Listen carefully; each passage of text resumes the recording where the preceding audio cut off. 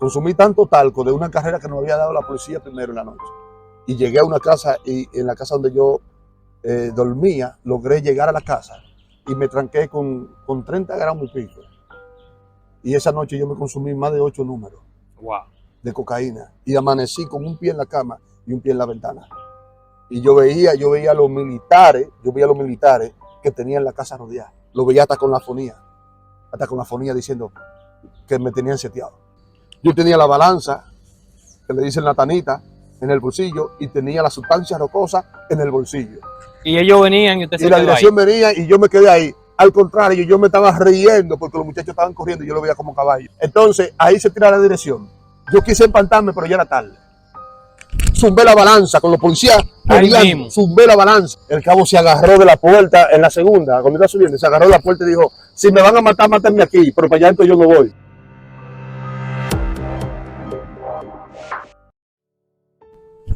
Muy buenos días, Dios le bendiga a cada uno de los suscriptores, seguidores, perseguidores, detractores que están pendientes al canal. Me siento muy agradecido con cada uno de ustedes por el apoyo y hoy tenemos una leyenda que vamos a conocer su historia.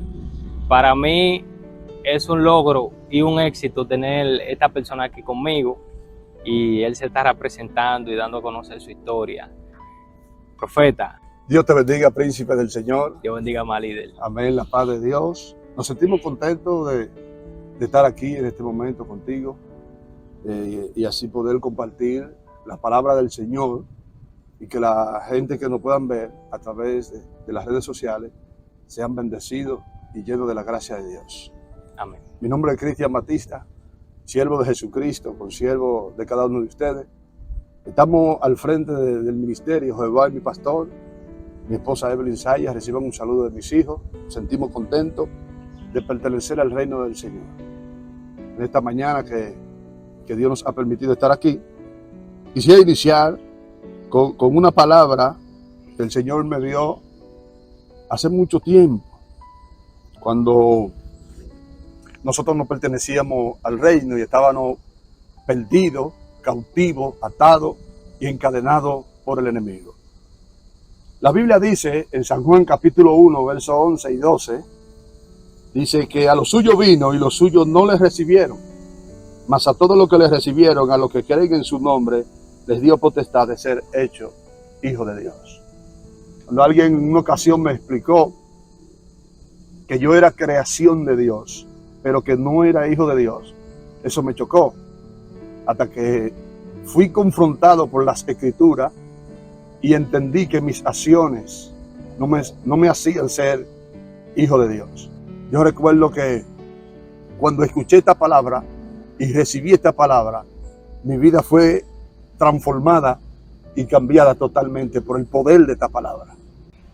Yo lo escucho hablar y me edifica mucho, ya que como usted me dijo que anteriormente no sabía de 3 cosas, usted tiene un léxico demasiado filosófico. ¿No se lo han dicho? Me lo han dicho varias personas y estoy por creer. No, pero yo lo estoy escuchando y parece que usted se leyó una enciclopedia o algo. Antes de entrar en esos detalles y esa cosa, en esa partecita tan importante de su historia, líder, yo quisiera saber cómo inició todo, de dónde viene ese Cristian Batista sangriento que hemos escuchado mencionar por medio de su testimonio y cómo llega a conocer de Cristo. Bueno, yo nací en un hogar disfuncional, en el sentido que la mayoría de las personas que van a ver este video saben lo que es un hogar disfuncional. Yo tuve una madre que en su inicio fue una madre ejemplar, una mujer de hogar, trabajadora, pendiente de sus hijos. Pero llegó el momento que con el hombre que ella había formado un hogar, su matrimonio, él la abandonó con sus hijos. Nosotros fuimos 8 hermanos, yo fui el más pequeño de ellos, pero no fui el de matrimonio. Tengo 7 hermanos que ellos fueron de matrimonio. Mi madre fue una mujer casada, pero una mujer sufrida. Ella me contaba antes de partir, ella partió de este mundo, y ella me contaba que el padre de sus hijos, su esposo de matrimonio, la abandonó a ella y le hipotecó varias veces la casa que ella tenía. Ella era una mujer emprendedora, trabajadora, hasta que llegó en un momento a trabajar en un hotel que le llamaban El Embajador. Y allí el chef principal era mi padre. Ella lo conoció ahí trabajando, me cuenta ella. Entonces en ese lugar ellos empezaron a coquetear hasta que entraron en algo serio. De pronto ella y mi papá se dejaron, quedó embarazada. Mi papá negó la barriga y dijo que por el tiempo que él había tenido relaciones con ella, yo tenía que nacer en septiembre 25. Y nació antes. Y nací 25 de septiembre del año que él había señalado. Wow. Él fue a reconocerme, su familia, mis tíos de parte de mi papá, cuando me vieron dijeron, sin duda, ese es tu hijo. Entonces, de ahí vino la disyuntiva, el problema entre ellos. Mi madre conoció otro hombre y viví entre casa con ese hombre consumía alcohol, fumaba muchos cigarrillos. Mi mamá odiaba el cigarro y odiaba el alcohol. Aprendió a consumir y a ingerir alcohol por vía de ese hombre. A ella le agradó el alcohol, le agradó el cigarro.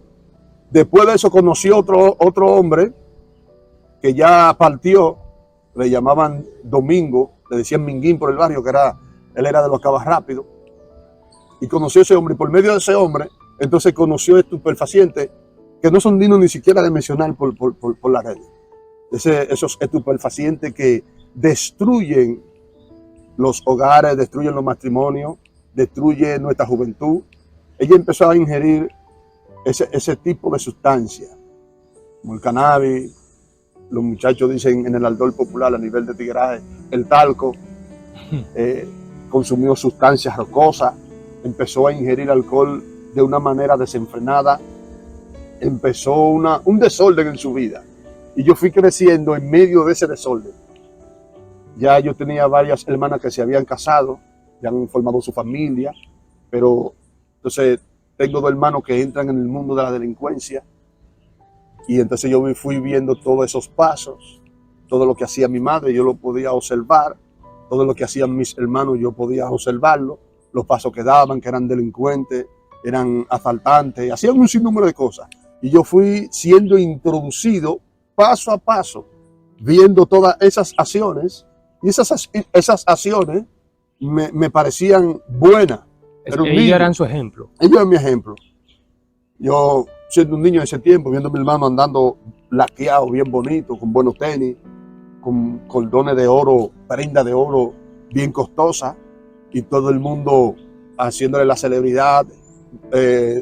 Su nombre era nombrado en mucha boca y eso, la fama. Digo, wow, mi hermano, quiero ser como mi hermano. Pero llegó el momento que mi hermano tocó fondo con el vicio.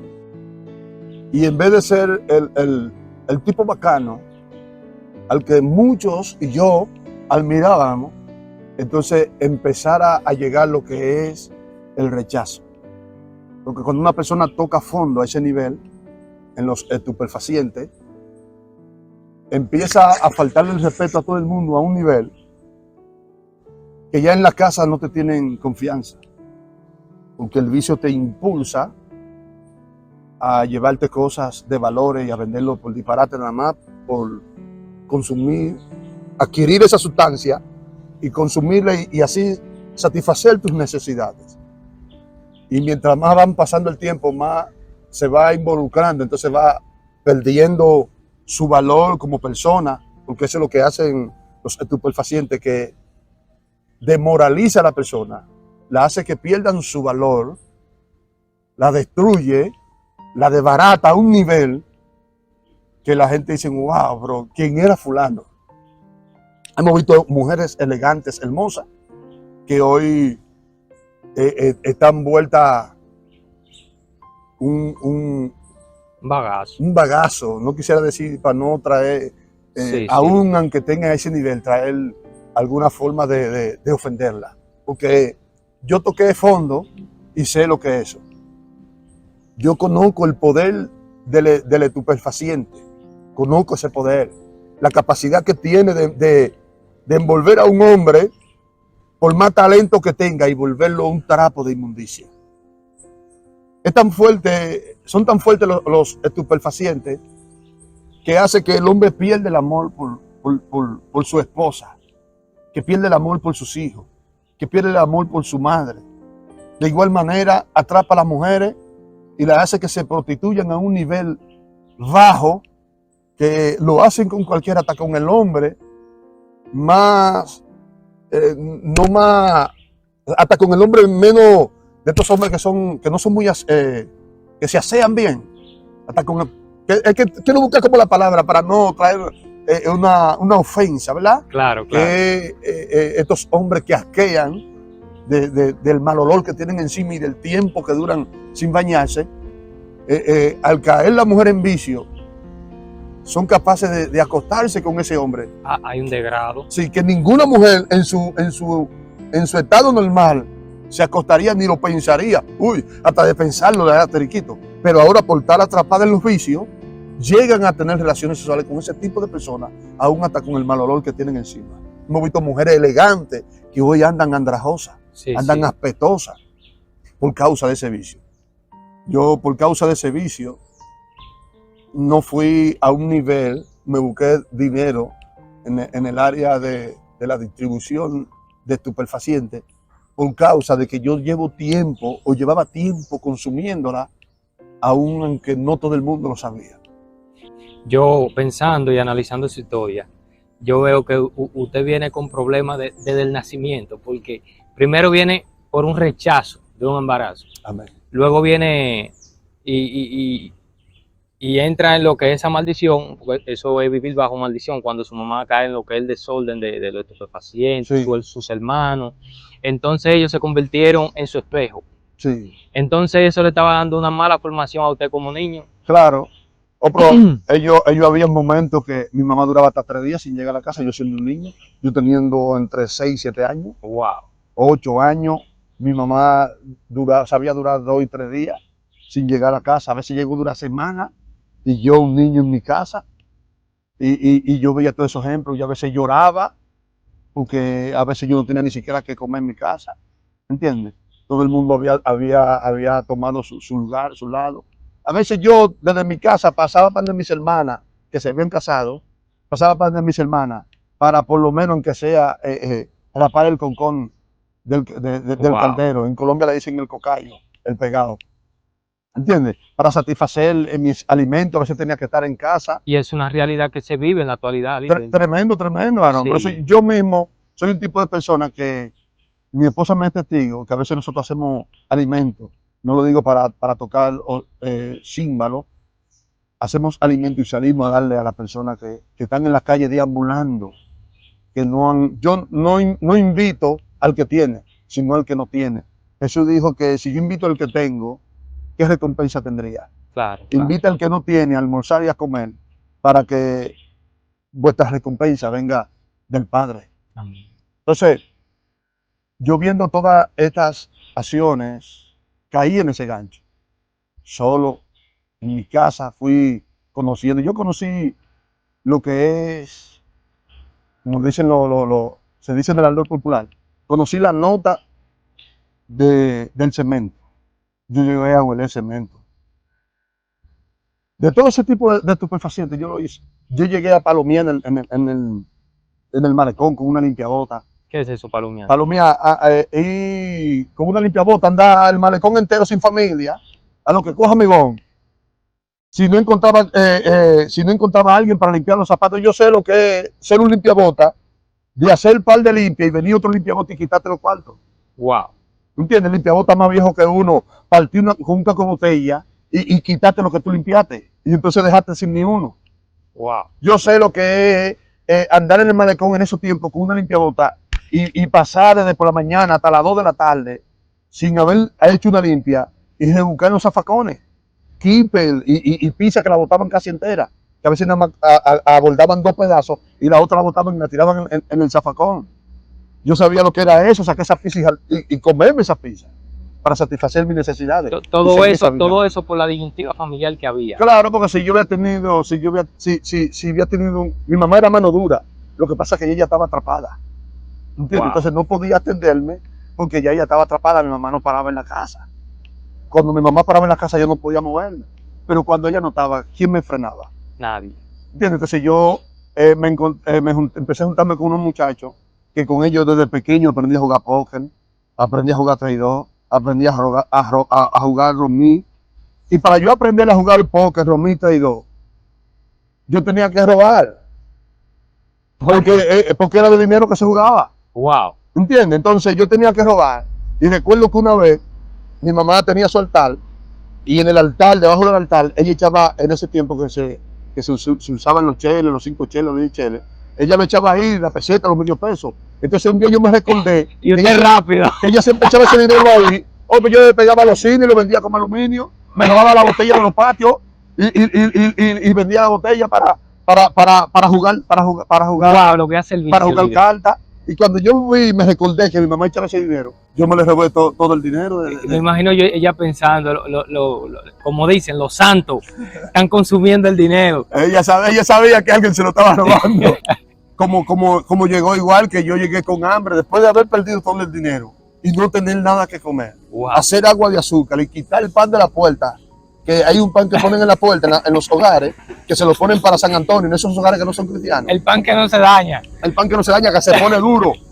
Y yo quité ese pan de ahí de la puerta y comérmelo con agua de ¿Y su azúcar. mamá qué dijo cuando vio que no está el pan ahí? No, porque tú sabes que en una casa como la mía, que los ratones jugaban al topado, cualquiera podía pensar que un ratón se había comido el pan. Wow. ¿Entiendes? Y Me bebía el refresco que ella ponía en el altar.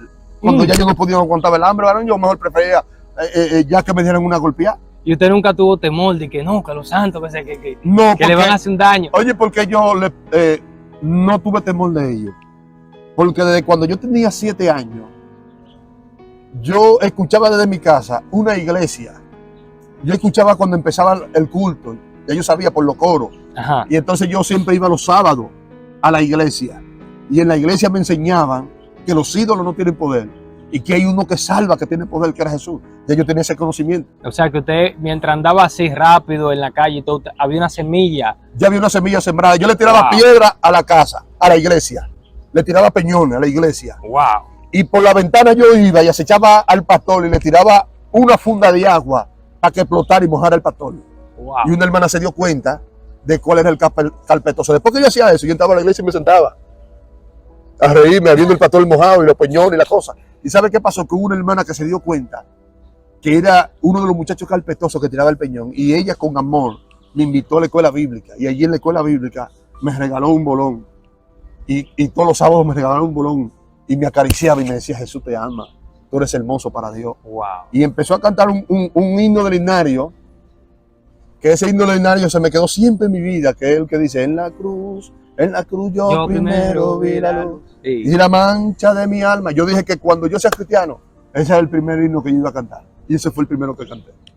Entonces, ese amor que ella mostró en mí fue que me hizo cambiar a que ya yo no tirara piedra a la iglesia y a que no tirara agua.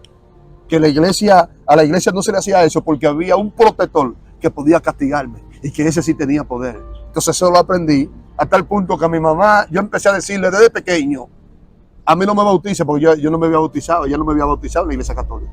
Ella me decía que yo estaba moro y yo le dije que yo no me iba a bautizar en la iglesia católica porque yo iba a ser cristiano y iba a ser un predicador de la palabra de Dios.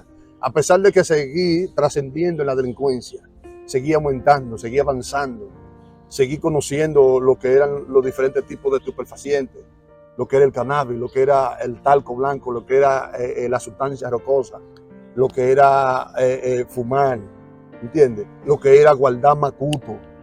¿Qué es eso? Guardar los estupefacientes, el macuto guardar los estupefacientes, donde ahí estaba el cannabis, donde ahí estaba el talco blanco, donde ahí estaba la sustancia rocosa, lo que era todo esos asuntos ahí. todo ese asunto en un macuto guardado, sí. Ok. Yo llego a guardarlo por aparato entero.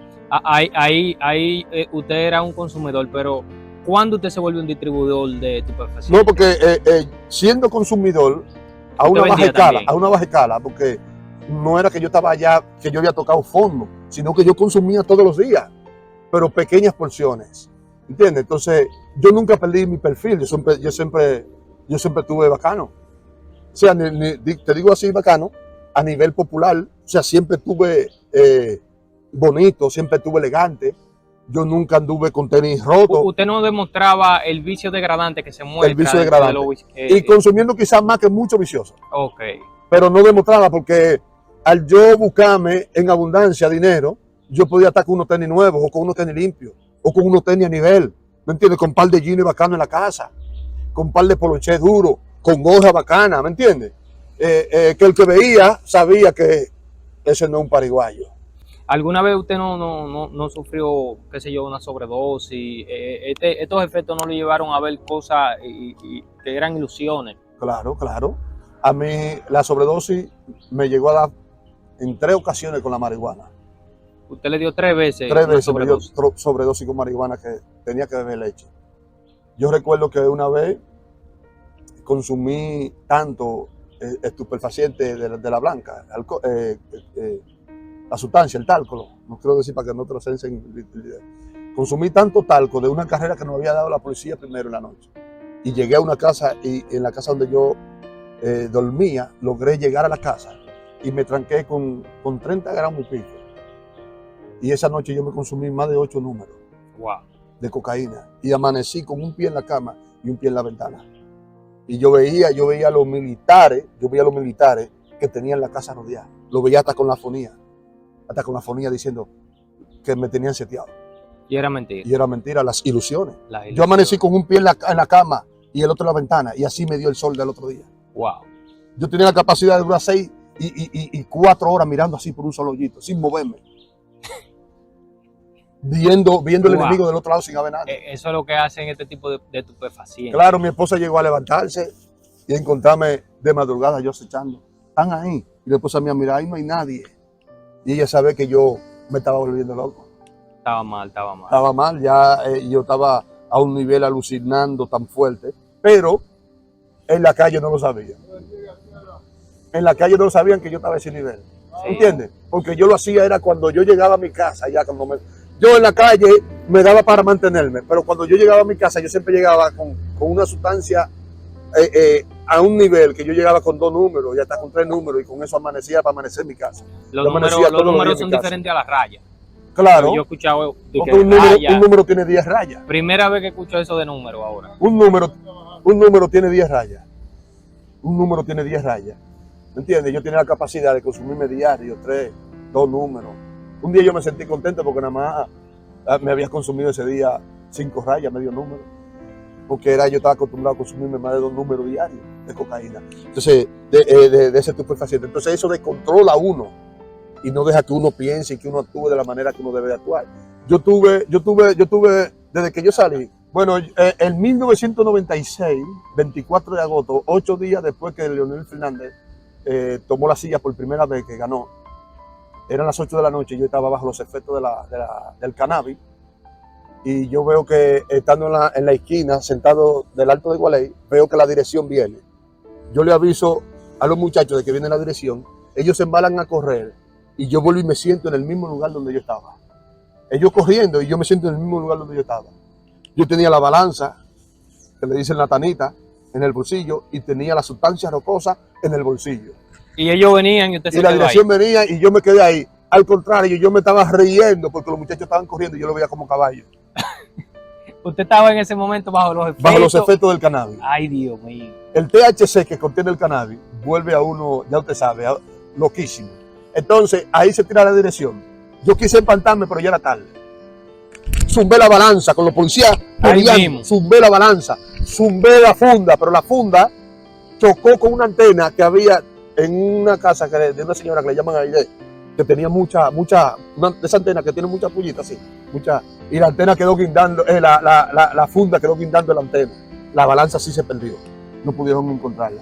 Entonces, con esa sustancia me llevan a la dirección. De la dirección me llevan a la Victoria. Yo llego a la Victoria el 27 de ese mismo mes de agosto. Y de la Victoria se arma un motín y nos trasladan para el 15 de Asua a 366 presos que llegaron por primera vez a la cárcel kilómetro 15 de Asua, que la hicieron cárcel pública. Nosotros fuimos los primeros que llegamos a ese lugar. Ustedes inauguramos esa cárcel, que esa cárcel fue inaugurada el 27 de octubre del 1996. 27 de octubre. Esa cárcel, todos los 27, cumple años después que nosotros nos llevaron a nosotros, porque esa cárcel tiene muchísimos años. Esa cárcel le llamaban el Cisal de Trujillo. Esa cárcel fue creada en los tiempos de Trujillo. Okay. Entonces, cuando la volvieron cárcel modelo, fue inaugurándola con nosotros. La gente tiene muchas historias y dice que esta cárcel es terrible, líder. Esa cárcel es terrible, es tremenda. ¿Qué vivió usted allí mientras estaba bajo Bueno, prisión en aquel ahí? lugar yo vi muchos motines. Secuestro de un capitán, secuestro de un cabo. El cabo se agarró de la puerta en la segunda, cuando iba subiendo, se agarró de la puerta y dijo, si me van a matar, mátenme aquí, pero para allá entonces yo no voy. Mátenme aquí, se aferró esa puerta. Y dijo, de ahí no me muevo. Entonces, el capitán ya lo teníamos en una habitación, un cuarto, y de los dos que estaban hablando del cabo, para adentro, un policía metió la mano con un revólver y le dio un tiro le dio un tiro que traspasó a los dos.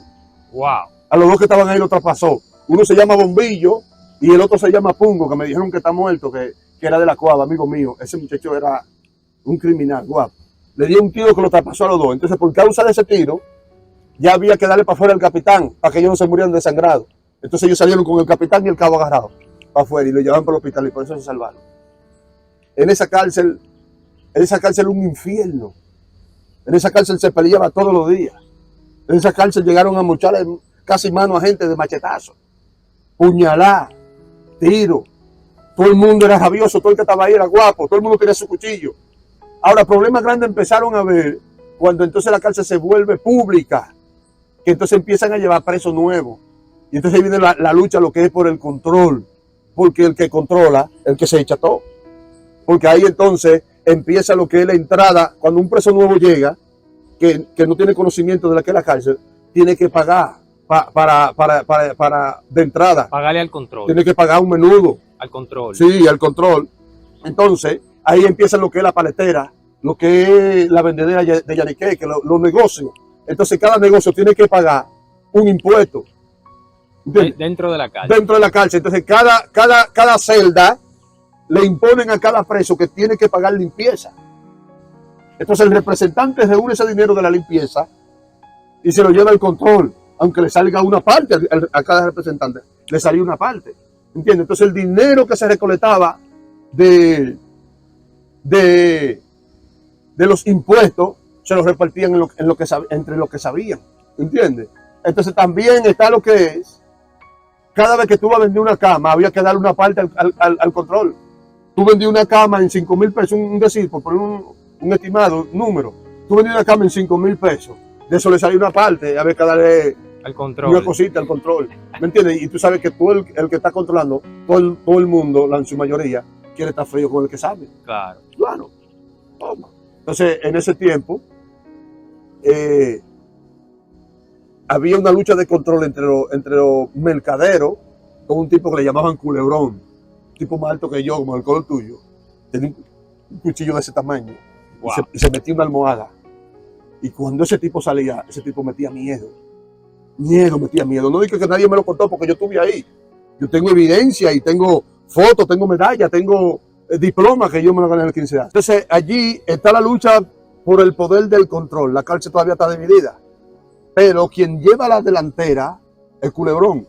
Culebrón tiene como pantalla a un tipo que le llaman el Topo. Lo pone a controlar, pero es para él no dar la cara. El que sabe en realidad es Culebrón. Es Culebrón. El Topo nada más en la pantalla. Entonces, Cholo fue el único que se pudo enfrentar junto con uno que le llaman Pablito 40, que está preso en Estados Unidos. Que ese lo que hacía era amarrar capos en Estados Unidos y matar gente por paga.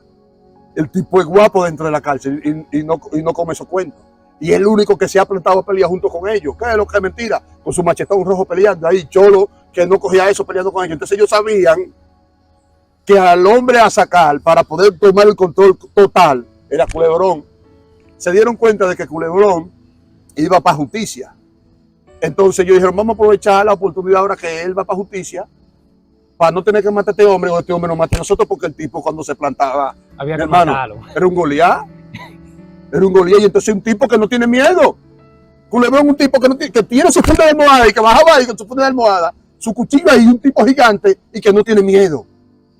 Es incómodo un hombre grande y guapo, ¿entiendes? Entonces ellos inteligentemente, papás, planificaron, cuando el hombre se fue para justicia, no lo dejaron entrar y sacaron lo que había, porque el hombre está afuera, ya el grupo está debilitado, por más guapo que sean, ya está el hombre que inspiraba el respeto está afuera. Entonces ahí es que entonces empieza la dinastía de Cholo. Ahí es que empieza a controlar Cholo. Entonces Cholo hace así los movimientos y viene el Pachá. ¿Entiendes? Entonces cuando miramos la diferencia entre Pachá y Cholo, una diferencia grande, que eso se queda para otra etapa. Porque el Pachá utilizaba el 90% de la mente y un 10% de guapesa. Y cuando tú eres un hombre, estratega. Cuando tú eres un hombre que tú utilizas más la mente que la guapesa, tu reino perdura. Tu reino se mantiene firme y estable. Porque la inteligencia es la que te hace conocer la demagogia. Wow. Te hace conocer la maldad del hombre. La braveza no, la braveza te ciega. Eso son filosofía de calle. Filosofía de calle. Hay muchos que están en la calle, que priven en guapo y hoy están muertos. Hay muchos que están en la calle y dicen que ellos son lo que son y nunca tienen nada. Mas sin embargo, el que tiene mente, el que tiene todo y controla todo. Porque sabe manejarse. Porque sabe gobernar desde la sombra. ¿Entiendes? Wow. Sabe gobernar desde la sombra. Esas son cosas que hay que aprenderlas. Sí. Sabe gobernar desde la sombra con la mentalidad, aún aquel siendo más guapo que él. Quien gobierna el que tiene mente. ¿O tú has visto que la gente que controla en el mundo son guapos? No, el que utiliza la mente. Los Rothschild no son guapos. Los Rockefeller no son guapos. Tú no lo vas a ver ellos peleando en una guerra. Ellos planifican todo y ponen a los paraguayos a matarse. Tú no ves que los soldados se matan por Ucrania. Los soldados se matan por Putin. Los soldados se matan por Estados Unidos. ¿Y dónde están ellos? Los soldados peleando. ¿Y dónde están ellos?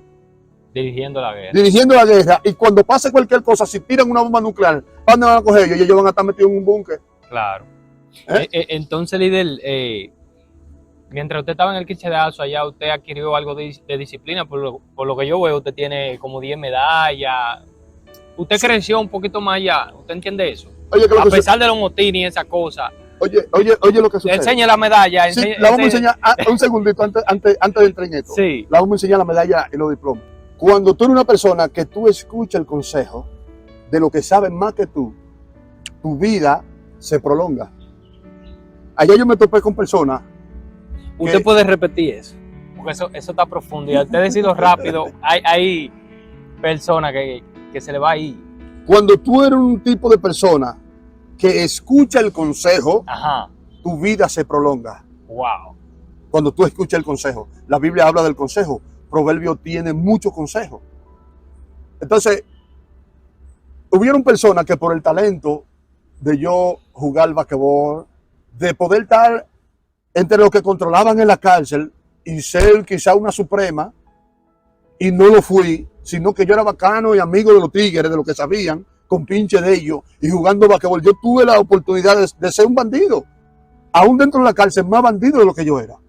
Pero ese no era mi norte, de yo controlar y poner que a preso a raya y que pelear con fulano, no.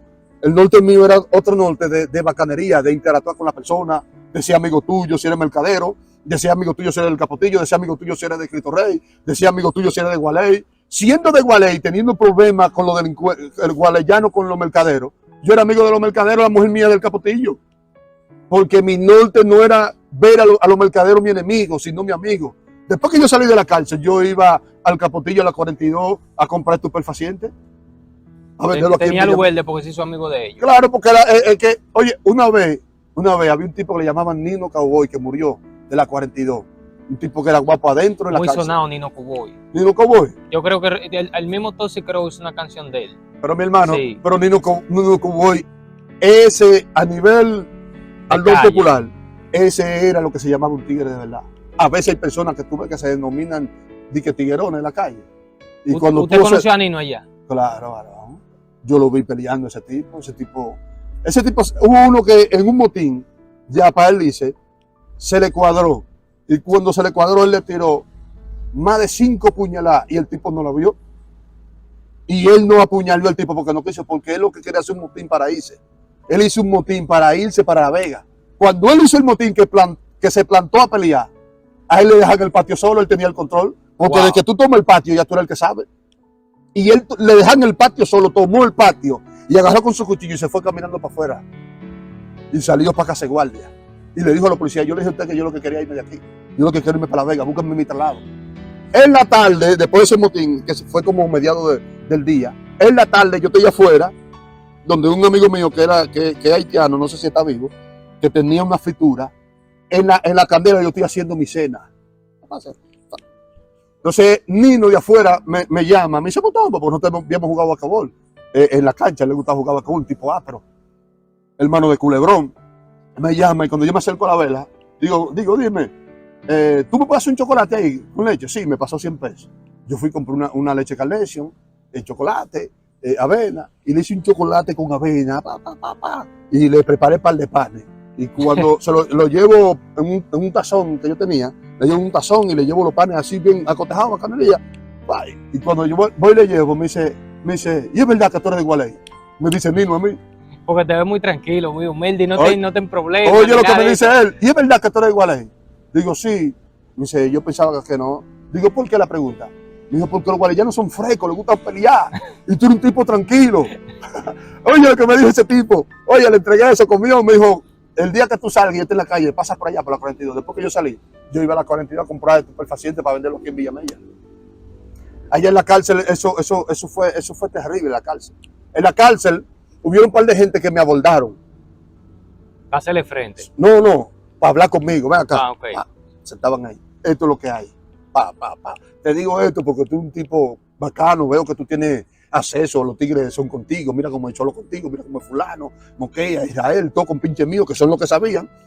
Y tú eres un tipo que te maneja bien con todo el mundo. Me gusta tu forma. Quien me está diciendo eso es un tipo multimillonario que había caído por 57 aparatos en un grupo de 16 personas. Y cuando él empieza a interactuar, a decirme quién es él, pero que no le dijera a nadie quién era él, el tipo vendía hasta manteca en Filadelfia. Tenía una re grande ya. Heroína vendía en Filadelfia. Ya usted sabe. Un tipo de un nivel terrible. Y estando ahí en la cárcel del 15 de Asua, él no dio a conocer quién era él. Cuando se fue de traslado del 15 de Asua, que llegó a Najayo, que yo salí de Libertad, que yo pasé por allá por Najayo, ahí fue que yo me di cuenta, confirmé realmente quién era ese tipo. Allá hubo uno que le llamaban Tyson, que me dijo, yo te dije a ti que fulano era que tenía todos los cuartos. Millonario, compró la barra de Najayo, que para tú comprar la barra de Najayo, tú tienes que tener conexión y dinero. Y él la compró desde que llegó a Najayo. Y en ese tiempo dio 50,000 pesos por su habitación con aire acondicionado. Wow. Que 50,000 pesos era una casa en la calle. 50,000. Cuando me entró a la habitación me dijo, mira, de la gaveta, abrió la gaveta llena de dinero, así que yo paro aquí. Yo soy lo que yo te dije, yo soy fulano de tal. Su hermano era político en San Cristóbal. Y así empezó a decirme. Y ahí hice unas conexiones con él. Y ya tú sabes, conexiones a otro nivel. Conexiones a otro nivel. Conocí gente dura. Me dijo, búscame, desde que yo salga. Y yo conocí muchísimos contactos. Lo que pasa fue que Dios me preservó. Yo conocí a Dios en la cárcel. Dios se manifestó en mi vida. Pero allá en la cárcel yo no permanecí. Porque yo tenía la mente de que cuando yo saliera, buscarme mi cuarto. Buscármelo a cualquier nivel. Cuando yo salí, yo participé en 2 secuestros. Participé vendiendo muchísimos estupefacientes. Levanté un punto aquí en Villamella vendiendo estupefacientes. Villamella en ese tiempo quien controlaba era un cuñado mío que le llamaban Motón el Pájaro, que murió supuestamente porque le vendió un solar que él le había vendido a una haitiana y la haitiana le hizo brujería y así, y ese tipo era el que sabía. Yo tenía un punto de estupefacientes. Y en los mismos guandules, yo tenía en 2 esquinas que vendía estupefacientes, aparte de que tenía la oportunidad de hacerlo en Guarey. O sea, bajo ese mundo era que yo me movía hasta que Jesucristo llegó. Amén. Cristo llegó a mi vida con el fin de bendecirme en mi vida a un nivel que cuando el Señor me da la palabra de que Él quiere hacerme un hombre nuevo, yo no lo creía. ¿Por qué no lo creía? Porque era un hombre que mi forma de hablar era una forma muy, muy llana a nivel tigueraje, a nivel tiguerial. El lenguaje coloquial de entonces llego, esa noche estamos en la iglesia y llega alguien, conocido mío, y me dice, Cristian, fulano y fulano están pensando salirte a buscar un carro para matarte. Pero ya usted es cristiano. Ya yo soy cristiano. ¿Entiendes? Ya yo soy un siervo de Dios. Antes de un profeta que llegó a la altura de pastor, él murió y partió con el Señor, que le llamaban Gregorio. Él fue a mi casa a orar. Y el Señor le había indicado a él que fuera a mi casa a orar, y él fue con varias hermanas. Y orando allá, buscando, Señor, tú me dijiste que viniera. Y orando, y Dios no le decía nada. ¿Por qué tú me dijiste que viniera? ¿Y para qué tú me dijiste que viniera? Y orando. Y Dios no le decía nada. Hasta que le pidieron el culto, porque Dios no le decía nada. Y tú sabes que el profeta de Dios no anda inventando. Ni anda diciendo, Dios me dice, sin Dios no decirle. Claro. Él sabe que Dios le dijo que viniera y que orara en mi casa. Entonces él sabe que cada vez que Dios le decía, ve a tal casa y ora, era con un propósito. Entonces Dios, él estando en la casa, no le había revelado el propósito, pero está orando. Entonces cuando despedimos la oración, que él se va, junto con unas hermanas, desde la puerta de la casa, él hace así, y se devuelve. Y cuando se devuelve, levanta el colchón, porque la casa donde yo vivía era como en forma de un cuarto, que ahí teníamos la habitación. Todo junto. Y todo junto ahí mismo. ¿Entiendes? Yo vivía con mi esposa, con todos mis hijos, en un cuartito. En la misma cama. Y entonces él lo que hizo fue que levantó el colchón, y cuando levantó el colchón, ahí había una pistola. Wow. Y agarró la pistola y me dijo, ¿para qué? Si ya usted le sirve a Cristo. Me dijo, venga. Y agarró, mi esposa estaba con la niña pequeña, y nos fuimos para la orilla del río, por un lugar donde un hermano del que le llaman Zacarías tenía varias casas. Y llegamos a la orilla del río, él, mi esposa y varias hermanas. Y la pistola la zumbó para el medio del río. Cayó allá y Sin me dijo, pedirle permiso a usted. sin pedirle permiso, no, con la autoridad de Dios. Con autoridad. Aaron, y me dijo, usted no necesita eso. Cuando estoy en la iglesia, que llega la noticia de que fulano están pensando en un carro, saliste a buscar para balearte. Ahí yo me preocupo. ¿Me entiendes? Pues ya no porque ya no tengo el asunto. Y yo lo miro a él. Y me acerco para mi pastor. Digo, pastor, está pasando, turbado. Se me fue el gozo. Digo, pastor, está pasando esto y esto. Hay unos tigres que ahora mismo están planeando salirme a buscar para balearme. Y ahí yo vi el pastor que dijo, pónganse de pie, y agarró el aceite. Y se unió la mano. Se llama Hipólito Martínez Ángel. Y dijo, escucha lo que te dice el Señor Cristian Batista. Yo vi cuando se le pararon los pelos, ese hombre los pelitos le pararon así. Dice el Señor que por un camino vendrán contra ti, pero por 7 saldrán corriendo. Dice Dios que el ángel de Jehová acampa alrededor de los que le temen y lo defiende. Y me puso la mano en la cabeza llena de aceite y me dijo, no temas, que más son los que están contigo que los que están en contra. Ve en paz. Ahí entonces, después que ya yo estoy entregado en Dios y que hagan lo que ellos quieran, entonces empiezo a vender lo que es maíz sancochado y a subir por los lugares donde yo tenía los enemigos y no pudieron ponerme la mano. Wow. Al contrario, cuando los tigres me veían, me veían con la lata de maíz, vendiendo un maíz sancochado. Hubo uno que me dijo, a un tipo tan bacano como tú, vendiendo maíz. A él le dio vergüenza cuando me vio. ¿Y sabe qué le dijo otro que estaba ahí? No te lleves, mutombo, que vergüenza debe de darte cuando te llevan esposado. Eso me sirvió a mí de fortaleza y seguí vendiendo mi maíz. Los tigres me compraban los maíz, ven, coman maíz, nada más por ayudarme a mí a que yo siga en ese camino. Dios ponía la gracia. Oiga, todo lo que yo salía a vender de comida me lo compraban los mismos tigres. Es más, fue tan así que en el Alto de Gualey yo tuve que dar 2 días de campaña.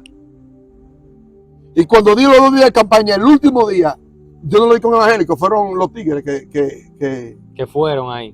No, los tigres fueron los que costearon esa campaña. Porque ellos fueron los que me dijeron a mí que llevara esa campaña al Alto de Gualey. Wow. Y yo fui la primera campaña que yo llevé 2 días. Llevé esos 2 días de campaña, llevé equipo, llevé silla. Y después que yo terminé el último día de campaña, ellos me tenían una compra y una ofrenda a preparar, sin yo saberlo. Mire lo que Dios hace. Dios puso una gracia terrible. De cualquier manera. Entonces, cuando Dios me dice que me llama para hacerme un hombre diferente, yo no sabía leer. Cuando yo escribí mi expediente, le escribí con 3 cruzacitas porque no sabía firmar con mi nombre. Fichado, con problemas con la justicia. Entonces Dios me dice que me va a hacer un predicador de su palabra y que me va a sacar al mundo para que yo predique su palabra. Entonces yo empiezo en la iglesia a orarle al Señor y a decirle que resuelva mi situación, que no se lee. Pero de repente en la iglesia, en ayuno y oración, empiezo a leer las escrituras, empiezo a leer la palabra y empieza el Señor a perfeccionar mi lenguaje y mi forma de hablar, de expresarme, de conducirme, de comportarme, a tal punto que cuando yo hablo así, a veces con ciertas personas y le digo que yo fui un bandido de la calle a un muy bajo nivel, ¿me lo creen? No se lo cree. ¿Me entiendes? Porque hay personas que todavía siendo cristianos todavía no han cambiado el lenguaje. ¿Me entiendes? Todavía el lenguaje no ha sido modificado. No porque no haya poder en Dios para modificar su lenguaje, sino a veces es por falta de la disponibilidad. Entonces cuando me dispuse a buscar a Dios, Dios fue moldeando mi carácter en todo. El carácter rabioso que tenía, el carácter de malo que tenía, el carácter de agresivo que tenía, fue siendo cambiado y transicionado mediante el proceso. Una oveja ahora. Entonces ahí es que Dios, de ser un león, me convierte en una oveja. Ahí es que Dios entonces viene, de estar fichado, permite que yo consiga mi papel de buena conducta. Ahí es que Dios permite que yo consiga mi pasaporte. Ahí es que Dios me saca fuera de este país. Y predicando en Radio Minuto, que me dieron una prédica. ¿Eso en Colombia? En Colombia, sí. En Barranquilla, me dieron una prédica.